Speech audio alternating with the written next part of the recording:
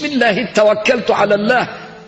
Men butun ishimni o'zingga tavakkal topshirganman. Nima ixtiyor qilsang qilasan, egam. Faqat mendan rozi bo'lsang bo'ldi. Faqat gunohlarimni afv qilsang bo'ldi. Men Alloh taolo seni bandangman deb Alloh taologa mana shunday bir yaxshi niyatlar qilsangiz niyatingizga yetasiz.